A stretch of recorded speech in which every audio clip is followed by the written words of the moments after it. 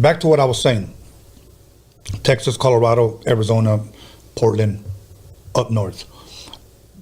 Outside of that, if you will, that region, right. Does Chicano rap go farther than that in the States?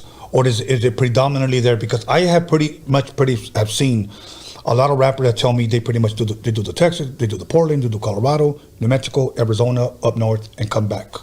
Yeah, it's the same routing.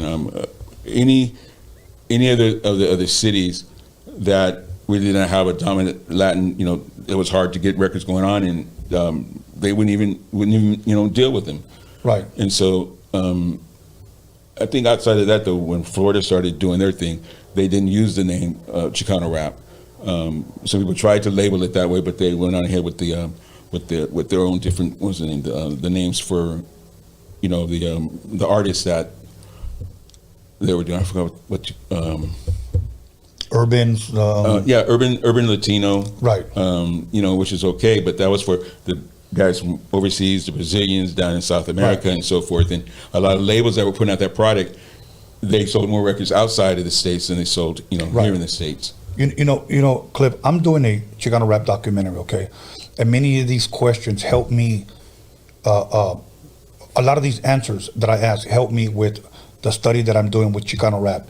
It isn't that I don't know what Chicano rap is, I do, but I like to ask a lot of questions because it gives me more a feel, where can I go, what direction I can go with this documentary, right, okay?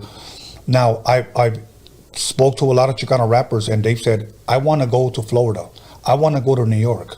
I want to go to, North Carolina. I want to go to Baltimore. But Chicano rap, at least to them, doesn't take them there. They do the Texas, they do the same old routes. Right. And many of them won't go up north. Now, did you ever have a problem taking Lighter Shade up north? I never had a problem taking it anywhere. They had a problem with where I wanted to take them. The concert in New York that a couple months ago that Robert talked about, I have no idea, but it'll come to you. Well, you could have been on that tour. I wanted them to go back east. They didn't have the groundhold back east, and anybody who played that concert, they blew up after that because everybody was watching who they had on stage. Right. They didn't need to be on the West Coast stage because everybody knew them on the West Coast. Right. You want to go to where you're opening doors. You're selling music. Right. You're letting people realize, hey, I'm me. I'm not black, and I could tear it up. Yeah, I could tear it up. And you can't do that when you keep playing the same audience who loves you anyway. Like, you can't grow. Right. See, and to me, I guess my question is, why can't they go back east? Why can't they go? Is it because the music doesn't interest them over there? I guess my thing is because I do want to see a Chicano Kanye West, a Chicano Dr. Dre, a Chicano Eazy-E, DJ Quick, a Chicano, 50 Cent, But it almost seems, at least to me, like we're stuck. Musically, there's people are scared to do something different. I think the audience would love it, and it's not really about. We had some stuff going on in Kansas. Nothing but black cats that love these guys. I see not one, yeah, other minority out there. If you deliver and you're true with what you're saying, and you're not forcing something down on the audience, they're gonna love you because dope is dope. Dope game recognizes game. Right. Okay. Now you know what? We'll come back to that. But what other artists, after or during Lighter Shade, did you manage or work with? I had Two Down. They had a song called The Ocean Front. I had the Young Bucks. It was a younger version of Lighter Shade of Brown. I had I should remember all this stuff. I had Don Cisco. He was from the Bay. A lot of people thought that he took Tupac's style. I'm telling you right now, Tupac took his style. The boy was dope. Okay, hold on. Okay, I'm not disagreeing with you. I just want to hear that again. All right. Because I worked with Don Cisco, okay, and I recorded a song with him, and the studio was in the other room, and I spoke to him on the mic. You ready? He said, yeah. Okay, cool. We did a song called Estilo Frio. People can go look it up on YouTube. I produced that shit. Estilo Frio, and had Don Cisco and my boy Mr. G from Lawless Click. Okay. I record him. What the fuck?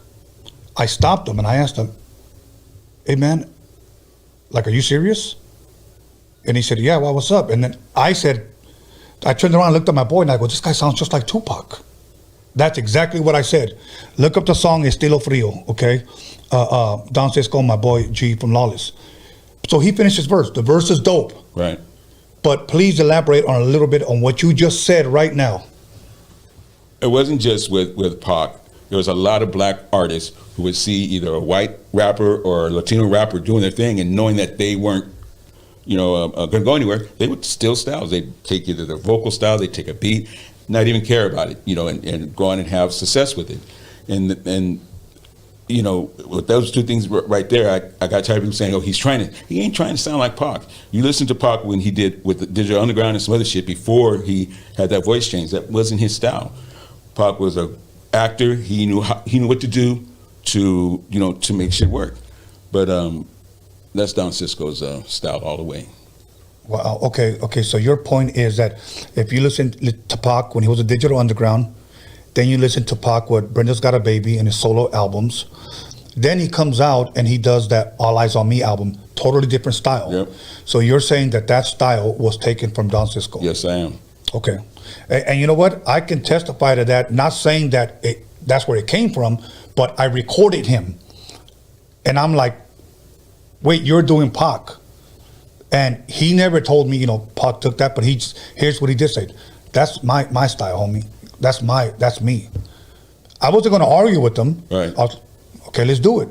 The song called Estilo Frio, produced by me and my boy G from Lawless Click, and you could swear that's, but I'm glad you said that.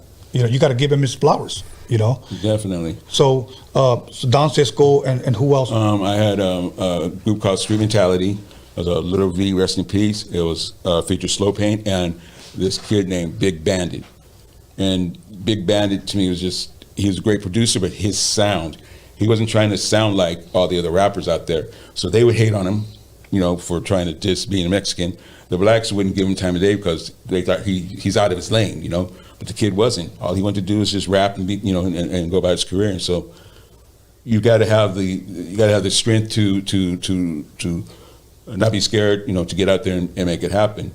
Something I liked about Conejo is Conejo will purposely on a Friday night go to a cipher, just go there, wait, and then he'll murder all those guys there, and they wouldn't know, all the black guys, they wouldn't know what to say because he just shamed them in front of everybody. There was no fear in him. Now, Cliff, I'm going to say something before we go to break, okay? Okay.